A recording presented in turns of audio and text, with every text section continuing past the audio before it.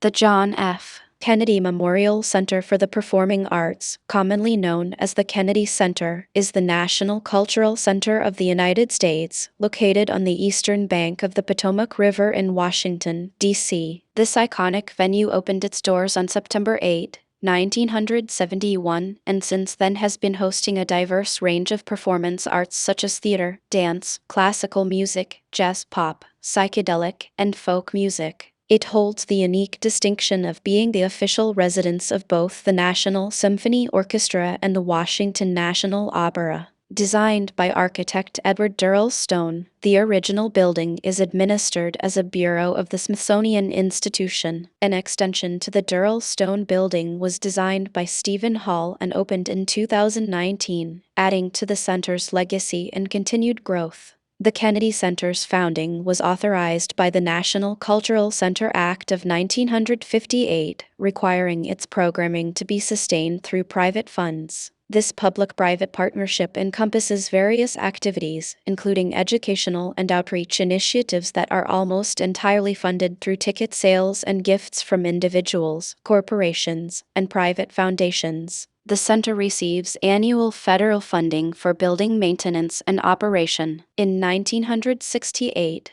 George London became the Kennedy Center's first executive director, often called artistic director by the press. In 1991, Lawrence Wilker assumed the newly created position of president. In 2014, Deborah Rutter became its third president and the first woman to hold that post. In December 2025, President Donald Trump fired the entire board, including Chairman Rutter. He then appointed new members and called for a vote to install himself as the chair, which passed overwhelmingly. However, in the same month, the Kennedy Center's Board of Trustees voted to add Trump's name to the center, despite the fact that by law, Congress established the name of the center as the John F. Kennedy Center for the Performing Arts. It remains unclear what effect the proposed name change will have on the center's legacy and reputation. Trump's name was added to the building's signage the day after the board vote, and the center's website displayed a new logo with the words "The Trump Kennedy Center," marking a unique turn in the history of this renowned cultural institution.